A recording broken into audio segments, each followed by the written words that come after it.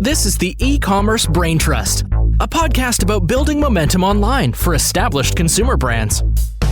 Join our hosts and their expert guests for high-level conversations about e-commerce strategies, trends, and innovations.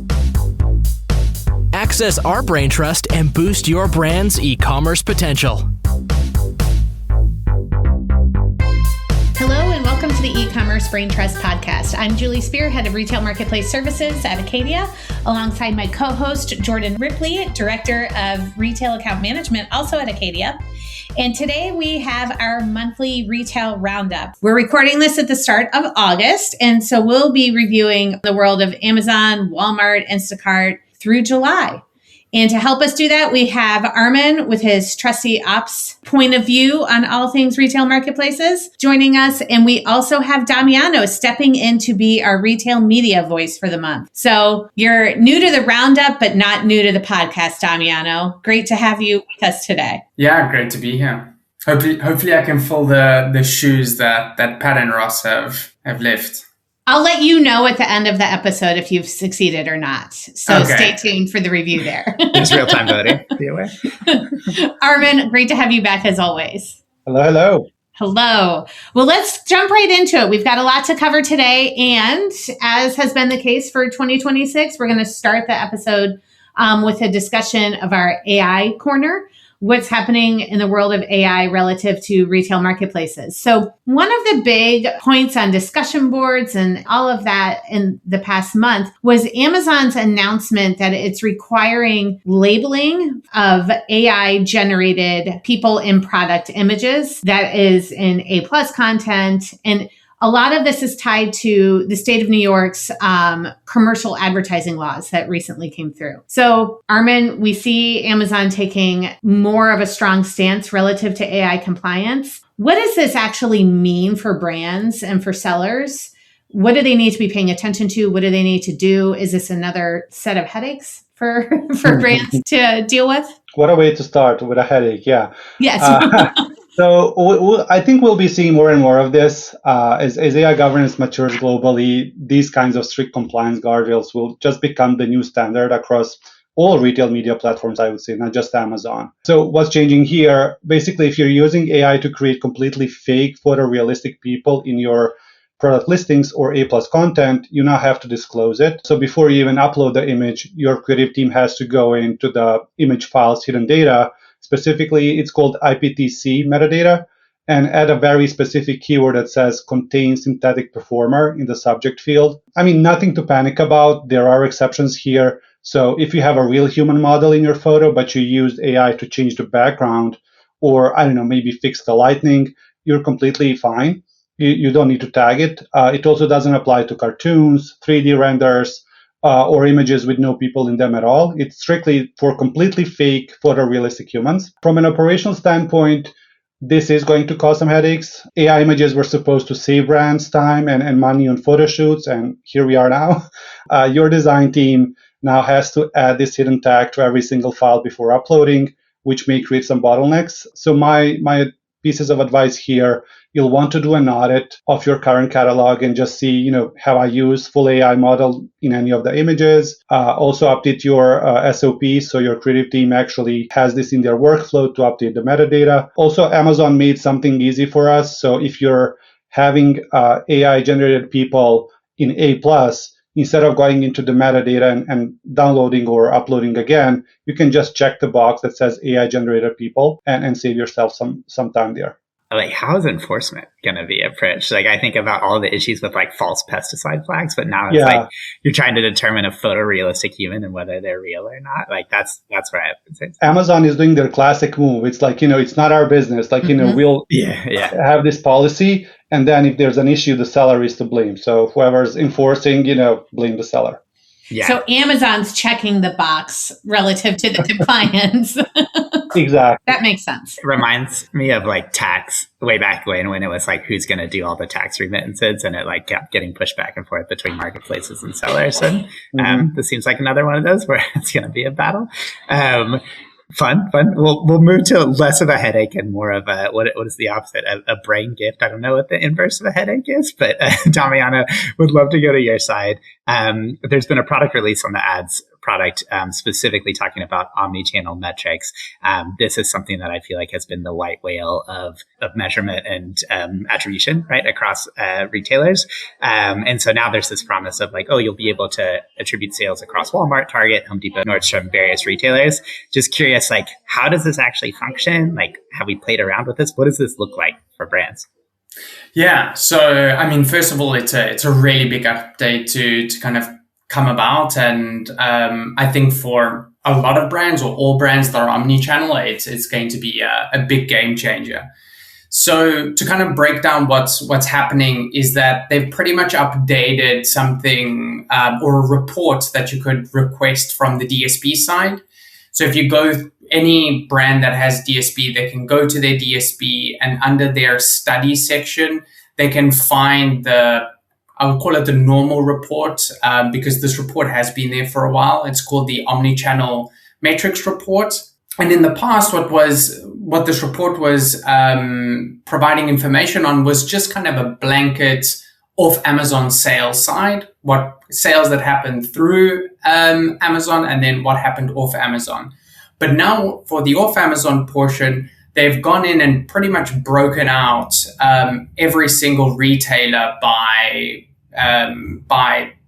kind of the sales that those ads have generated within that retailer, what the market share or kind of what is the percentage of sales per each of them. It's providing, I think, units. It's providing you ASP. It's providing a whole bunch of metrics that, are just going to be super, super important. How are they pulling this off? Essentially, they're within the report, you would select the DSP campaigns that you would want to study, essentially. And then through exposure-based attribution, they're combining that with their first-party shopper panel data. And essentially what they can do is they can link someone who's been exposed to an ad and then someone who has then gone to, a Walmart, and through that purchase, they can I think even a DSP rep said that they can connect like a phone number or an email or something like that to their kind of shopper insights. And then they can just attribute those sales in the omnichannel. So it's going to be a big game changer. It's going to really impact brands and even Amazon on a few different spheres. I think one of them is multi-mix modeling. It's really going to be, easier for brands to understand where sales are kind of coming from and kind of just that overall impact. I think it's going to answer a massive question that a lot of, even me as an advertiser have on a regular basis with my brands, which is this this awareness stuff. Is it really incremental to Amazon? Is it incremental to all of these different retailers?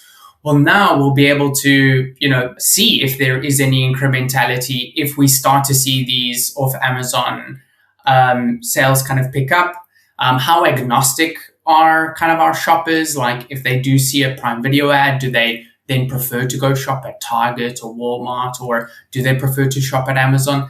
These are some big questions that we'll be able to have a better answer to. And then I think that the last game changer for me at least is, I think this is more on the Amazon side, but I think that Amazon are really just trying to consolidate everyone to kind of like one DSP. So I think Amazon are trying to say, hey, now that you have this data, why don't you use us for your off Amazon DSP in general, rather than all of these other ones? Put more dollars into your Amazon DSP. You'll start to see effects off Amazon.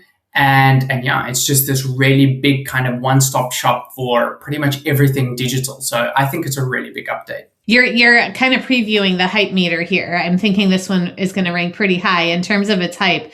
But I can see Amazon made moves last year in terms of like the open internet and access and the reach for brands, but now having the insight relative to the data and the actual performance, like that's the last piece of the puzzle to make it the one-stop shop for consolidation of DSPs.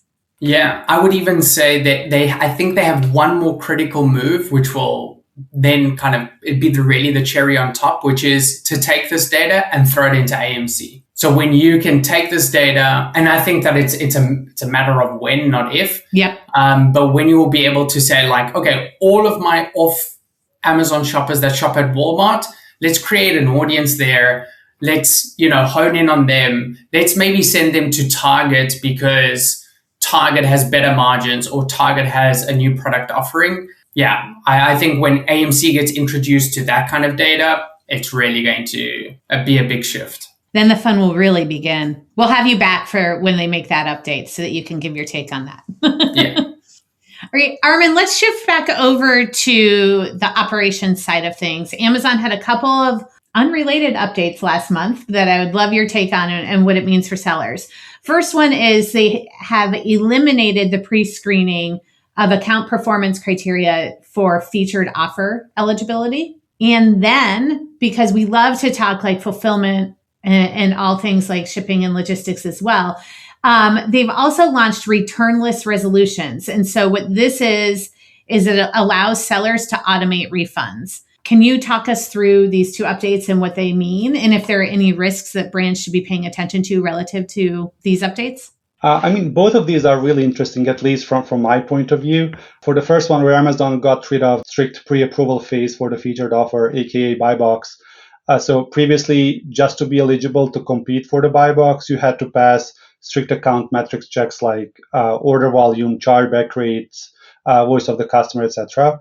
And now, starting last month and rolling out through the end of 2026, basically every seller who lists a product is automatically in the running.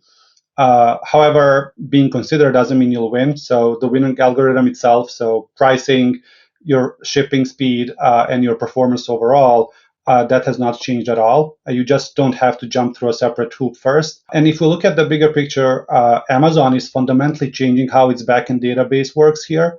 They are moving away from a system designed for human curation toward a system designed for agentic commerce. In the old system, if an API query asked Amazon for the, let's say, best price, it only checked a pre-approved list of sellers. By removing that barrier, Amazon's system can now look at everyone and instantly find the true best deal. So yeah, I think a big shift, especially as AI commerce, agentic commerce evolves, and I don't know, Gemini, Google, ChatGPT, all these different AIs and access to Amazon, how that will evolve. And this is just kind of preparing the architecture for what's to come.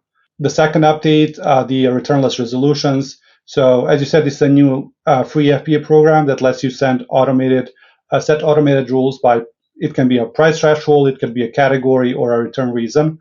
So when this return request hits your criteria, the customer gets an instant refund and they keep the item. Basically what this does, it will cut logistic costs, it speeds up customer resolution, and as a bonus, you get fewer angry customers that leave one-star reviews that may hurt your organic rank.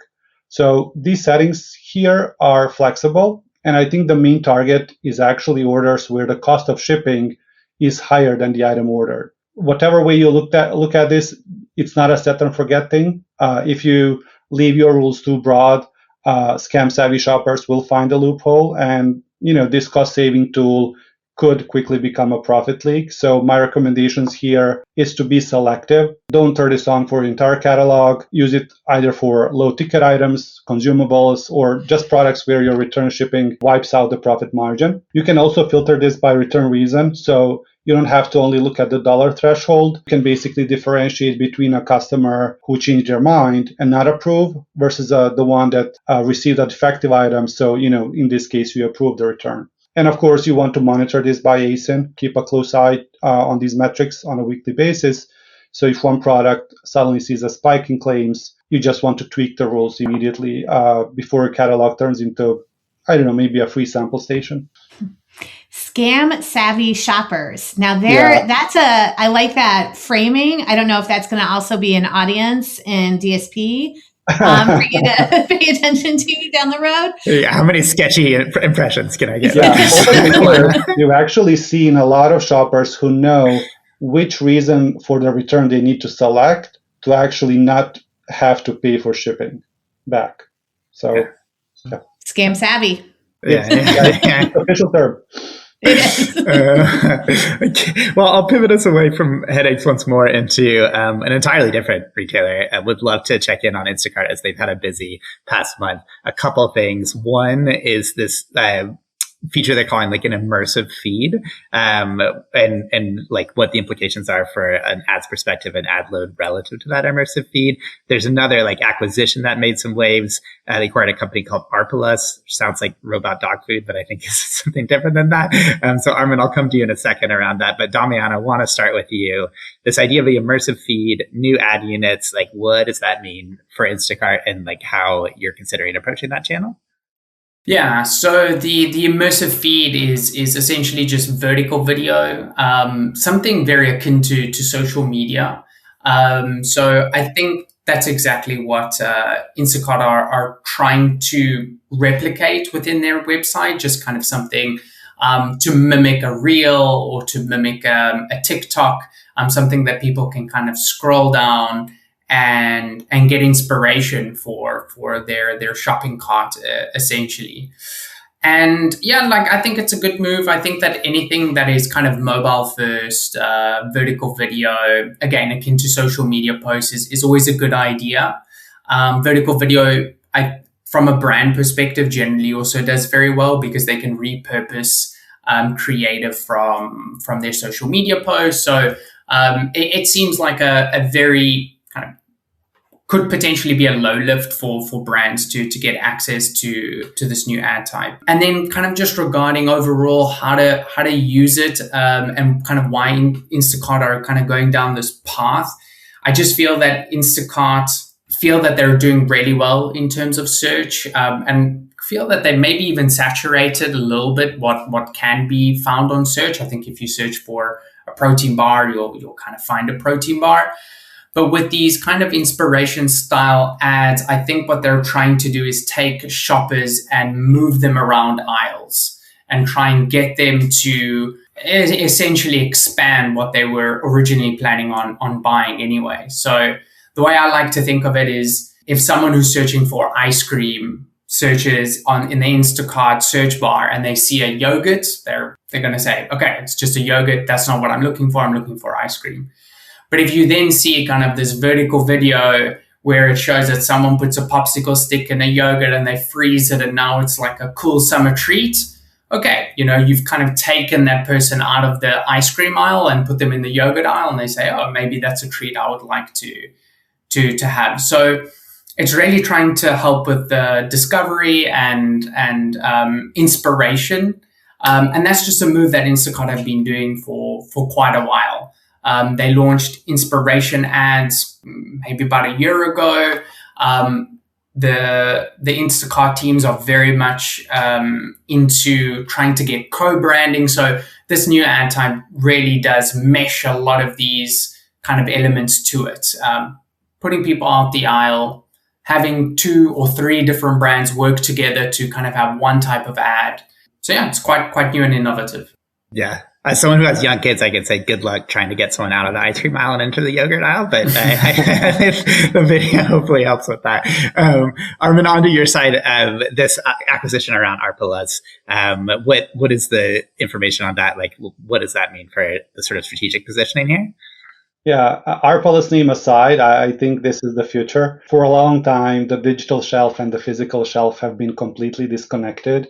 And the biggest problem in online grocery that we know of is just having out-of-stock items. There's nothing worse than ordering your favorite chocolate chip cookies and getting a text that says, oh, it was replaced by a healthy alternative. And it just ruins the customer trust here. So acquiring Arpalus is Instacart's attempt to resolve this issue. How this technology actually works. So it's an advanced computer vision made specifically for the grocery store. So a shopper simply uses their smartphone camera to scan the shelf. And we know Instacart has like over 500,000 shoppers. And when I say shoppers, I mean the gig workers who go into grocery stores to pick items for customer orders. So now every time they walk down an aisle, they're basically scanning the shelves in real time. Even their smart cards, the Caper cards, have outside cameras doing this while regular people shop. So it's like having an army of little inventory robots mapping the store. So my recommendations here for brands who really want to optimize for this, First, you want to think about your packaging for AI, not just for humans. So if your product looks exactly like your competitor on a crowded, dark shelf, the computer vision might struggle. So make your branding and color stand out boldly so the camera catches it easily. And the second one, so once this real-time shelf data becomes available, you just must use it. Don't look at it only. Like if the data shows your product is always out of stock by Friday afternoon, you need to talk to the retailer and fix your supply chain. When all this data becomes available, you can't hide behind slow inventory updates anymore. And I think that's a massive opportunity for brands that really are prepared. Yeah, that was the clutch with Instacart already. Always is like, what's my distribution and how can I activate against it? And it seems like this is closing that gap. Well, let's wrap this up with some Walmart conversation. And for this, I'm going to tap you on the shoulder, Damiano. Walmart had a couple updates last month. First, Walmart has agreed to acquire the French startup Vibe.co for $1.4 billion, just a tiny little acquisition there. This is to expand connected TV ad access for kind of mid-market and SMB advertisers. Also, very exciting. I love anytime there's an update with an advertiser doing this. Walmart finally confirmed that negative keyword targeting is officially rolling out for sponsored product campaigns. Strange that this is something that brings me so much excitement. That's a $1 billion update right there. Yeah. Commentary on where I've been living for the past decade plus professionally. What does all of this mean for where Walmart is going in terms of their ad tech development? And also, what does it mean for brands advertising through Walmart Connect and on Walmart? Yeah, I think Walmart are going through a serious makeover, just kind of overall. A couple of months ago, they changed their attribution model for some of their display campaigns. Now, negative keywords have finally been introduced. I think also, me as well as someone who has to manage the campaigns is definitely negative keywords is like kind of coming out of the Stone Age almost. So that's amazing for Walmart. We're really happy for them, and also happy for ourselves. And then lastly, this acquisition of Vibe.co, it's just going to give easier access to CTV just overall. So yeah, there's a lot of changes in a small amount of time, and I think it's just a sign that Walmart wants to again just take their digital advertising seriously. I think they want to try and close that gap with Amazon and maybe even distance themselves from those other retail media networks. So going into the specifics for those not familiar with Vibe.co, it's just a company that lets these small, medium-sized brands launch a CTV campaign in kind of really short amount of time. They kind of hit all of those pain points that a lot of brands generally associate with CTV, which is high budgets. What do I do with creative? Who do I kind of target, and where are my campaigns going to be? Well, this is a company that can create AI generated videos very quickly, and they have access to a lot of premium channels and live sports leagues. So yeah, what it means for brands is just easy access through cost and creative setup. And kind of like I said again with the Instacart update is just kind of anything video nowadays seems to really be a ticket, and just a great choice for the brands and also for these retailers in general. And then lastly, we obviously have the negative keyword targeting. It's about time. I think it's more of an update for us marketers, just, to make life a little bit easier, and just to make us a little bit more secure, that finally we don't have to do backflips and magic tricks to make sure that spend is going to non-branded terms. That's just going to become a lot easier. I'll miss those days of the backflips and magic tricks though. But that's a great segue into our hype meter. So Armin, Damiano, curious what ranks for you in terms of an update that's actually going to matter 6 to 12 months from now, and what ranks as updates that, okay, we talked about it today, but in the scheme of things, we're not going to even remember it come 6 months from now. I'm personally super excited about the Instacart's acquisition of Arpolis and the technology and how that can affect and change shopper behavior forever, and like how other retailers apply this to their own technology as well. So with AI and that, it's like, what's next? Mm-hmm. You'll be watching. Yeah. Damiano, how about you? Yeah, for me, I mean, I kind of alluded to it before. It's the OCM data. I just see that while we're celebrating Walmart for adding negative keywords, it's like Amazon are completely playing a different ball game, saying like, okay, we were able to solve a much larger problem for brands. So I think that's the one. And yeah, like I said, just when AMC capabilities kind of come out, and then it's going to start duplicating, search and, further DSP campaigns, then I think that update's going to become a lot more serious than even we're giving importance now. When you put those two updates between Walmart and Amazon side by side, it really does help frame the state of retail media just a little bit there. A little bit, yeah. Very interesting. Damiano, I did say give you a review. You stepped into the shoes beautifully. You're welcome back to the Roundup thank you. Any old time now. So thank you both, Armin and Damiano. It was great talking with you and learning what mattered in July in the world of retail marketplaces. Thank you. Awesome. Thank you.